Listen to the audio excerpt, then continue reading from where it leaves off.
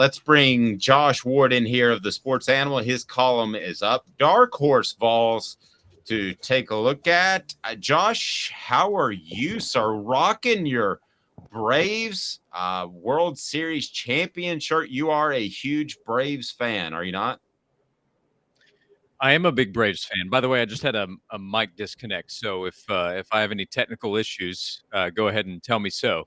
But Braves are rolling. They just swept the Yankees, who didn't even put up much of a fight. So I thought I'd celebrate a little bit here on the show today. If anybody wants to join me, Because I'm a Yankees fan. Yeah, you're.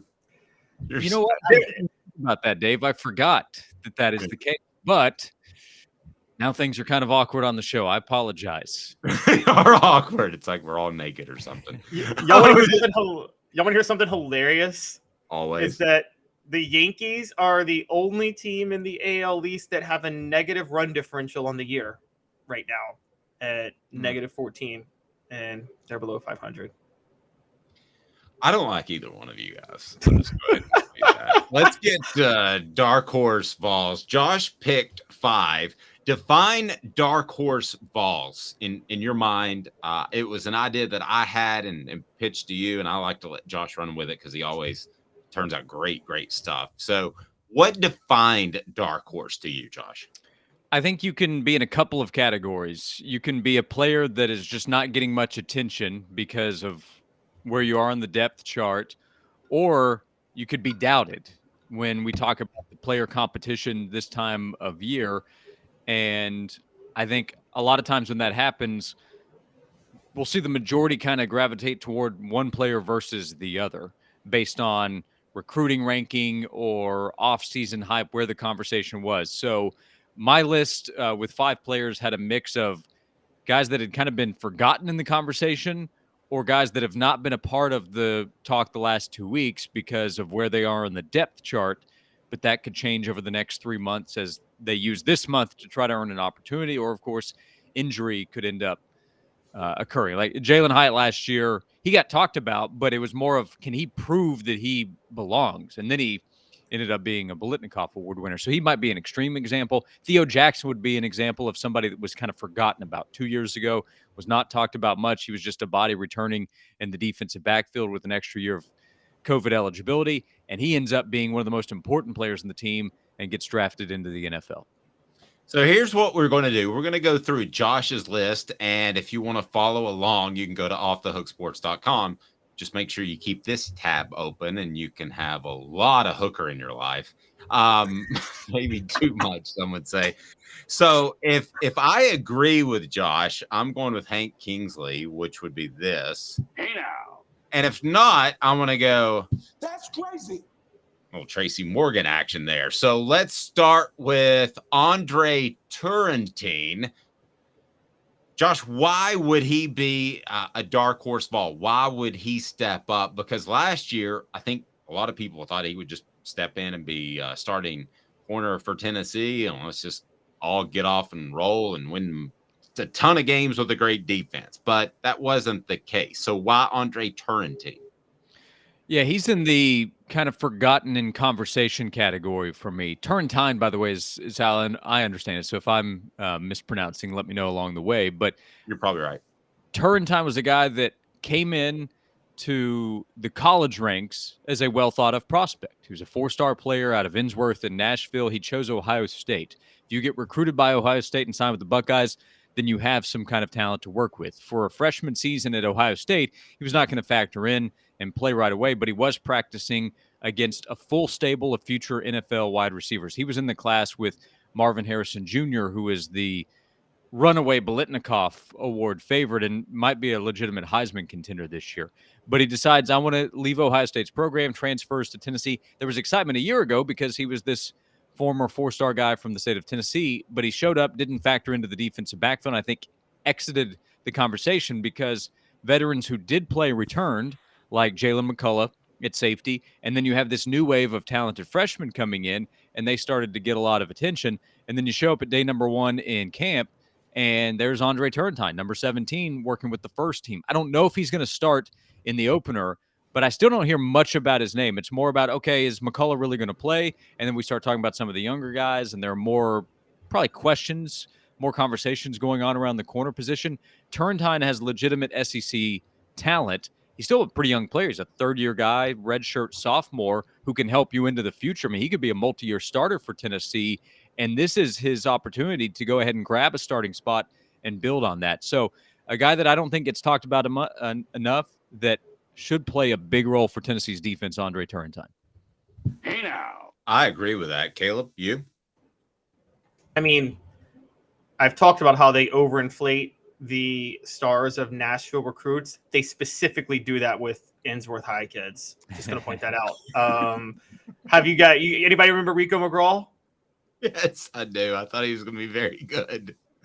Exactly. Innsworth High produces the most overrated players in recruiting of any place. I just want to point that out. Okay, so are you selling? I am selling because he went to Innsworth High. Okay, let's get to the next. Go ahead. By the way, there's also Dark Horse. Katy Perry, anybody? Sorry, just wanted to throw the song out there. Kate, I don't know what that means. She has a song called Dark Horse with Juicy J. All right, so Turrentine, we're a little bit split on. I like that pick. Caleb Webb. We haven't talked about Caleb Webb much. We've talked about just about everybody else that plays wide receiver for the Vols. So this would be in the category of, okay, he's down the depth chart. Injury would probably have to occur for him to have a real chance to play a big role for this team, but that could happen. Brew McCoy's dealt with injuries during his time at Tennessee. Squirrel White has to prove that he can stay healthy. Dante Thornton's a newcomer. He is still a bit of an unknown while he's exciting, but they have the big four. That's who we talk about. Caleb Webb has impressed coaches. He's gotten more work than you might expect because the big four rested in the first scrimmage.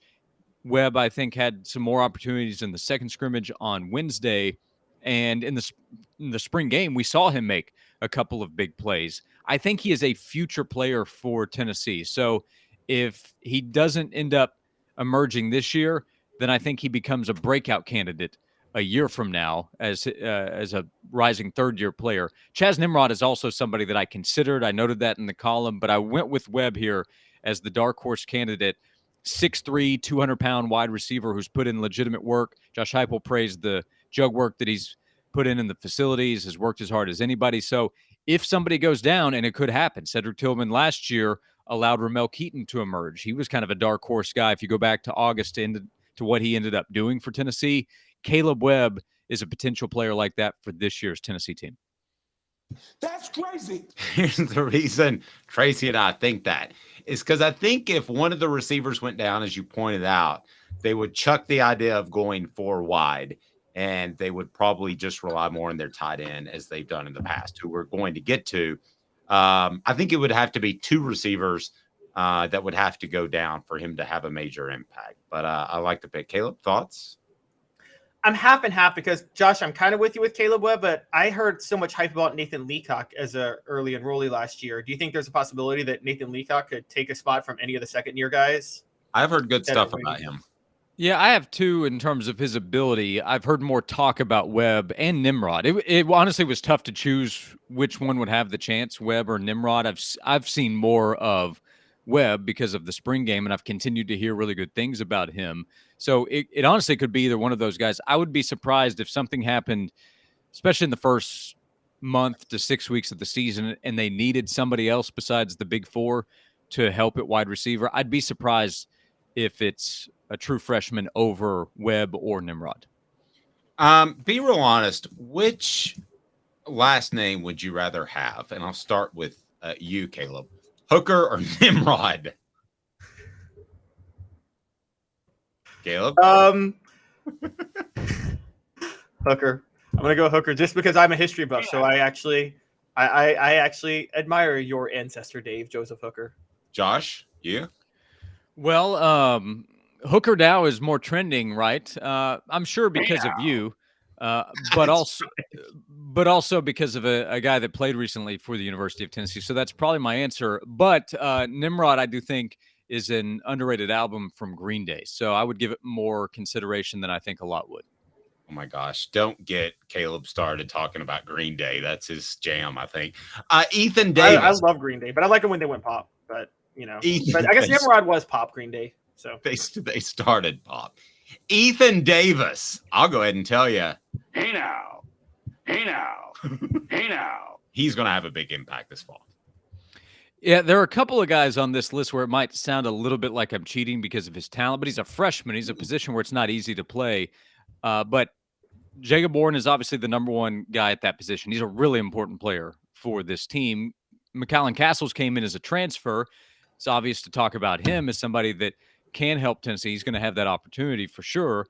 But then Ethan Davis, who made a big catch in the spring game, again showing off his talent. He was highly touted as a top 10 roughly tight end in the country. And I think just looks the part. And again, opportunity will be there. They have 3 tight ends. So at some point, I think Ethan Davis will have a chance to help Tennessee, and I think he will do that. And I think he'll make at least a couple of plays where fans are going to Saturday night, Sunday, Monday, they're going to talk about Ethan Davis as a guy they're really excited about what he's going to do in the offense over the next 2 to 3 years. Caleb, you on board with Ethan? Oh, absolutely. Yeah, I'm with both you guys. No, and the fact that he's a freshman and he's got a transfer guy, McCallan Castles, ahead of him, I think he makes him a dark horse. If you'd asked me 2 weeks ago, I didn't think he was going to have a major impact. So I think that is a fantastic one. This one's very interesting. Cam Seldon, is he the spring back that you just throw out there to get a ton of reps in spring practice, or is he a real mix of power and speed that Tennessee doesn't have elsewhere? Why did you pick Cam Seldon? This is the other one where I wondered, am I kind of cheating because he's so physically gifted as an athlete? But again, the depth chart, I think he entered fall camp probably being 4th in line in conversation behind the vets, Jalen Wright and Jabari Small, and then Dylan Sampson, who had a big spring. And all of those guys are fully capable of playing a big role in this offense. I think Wright's your RB1 going in. But I just continue to hear really good things about Seldon and his ability. And there's always the pass protection question with freshman running backs, but there's no question about Seldon's athletic ability, his versatility in terms of his ability to make plays as a runner and a receiver. He has legit size, a bigger guy at that position as compared to his teammates, and more room to grow. So I know people are excited about what he is in the future for Tennessee. The future will have a chance to come more quickly for Cameron Seldon. So I think he's a pretty easy dark horse pick if he's eligible because of his upside for the team this season. Yep, that's fair. Do you agree with that one, Caleb? I'll give that a hey now. Wrong. Totally don't believe in Cam Seldon. Think he was totally a spring guy for reps, and I think he'll be transferring away in a year.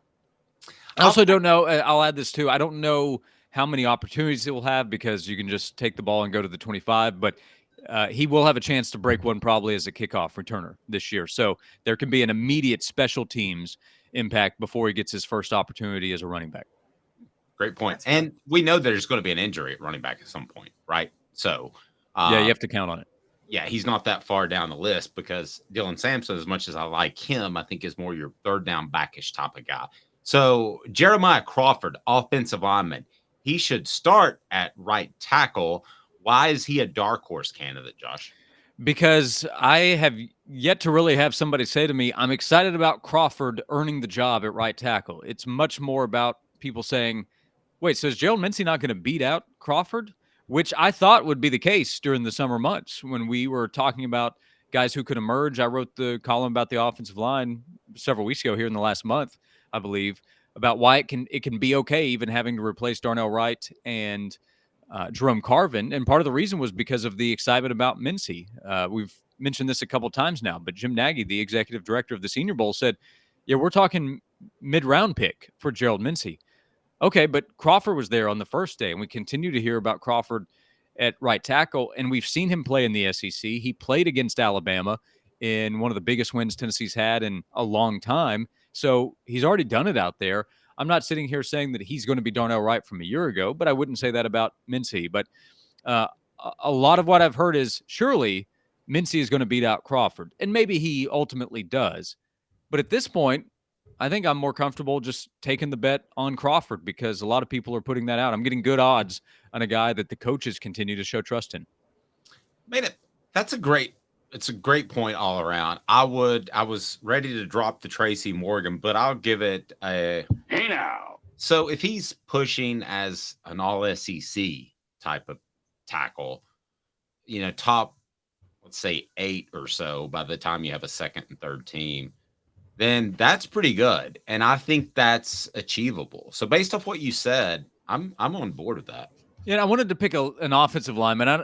Campbell coming in as a transfer on the left side, I think, is too exciting for fans already. So I don't think he's dark horse eligible. I don't have enough confidence in someone at left guard. I considered Ollie Lane, I guess, a little bit just because of his importance. He can help at center. He can help at left guard. So by the end of the year, as a local guy, a guy that's been around a long time, could be celebrated.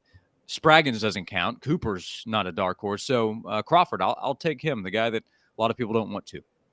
Caleb? I'm with Josh on this, and I've heard a lot of good things about Crawford, and that was the one player Heupel signed, funny enough, in the 2021 recruiting class. He went and got him out of junior college, and I thought it was just a throwaway signee, but he's been a reliable fixture in the program. I'm a big fan, and because he went at me on Twitter and I take things personally, I'm not a big fan of Gerald Mincy. So, Goodness, you gotta So the spite pick. yeah. No, I'm obviously kidding. I can still believe in somebody on that, but I will say this was after the Alabama win. I had just tweeted in the game that Gerald Mincy makes some pre-snap mistakes, and he tweeted at me the day after the Alabama game, I've only made one mistake all year. And I'm like, you just beat Alabama. Why are you worrying about what a blogger says, bro? And that voice, by the way, you have to use in italics to get that voice to transfer over in Twitter. So that's what you do to get that Jacob's voice.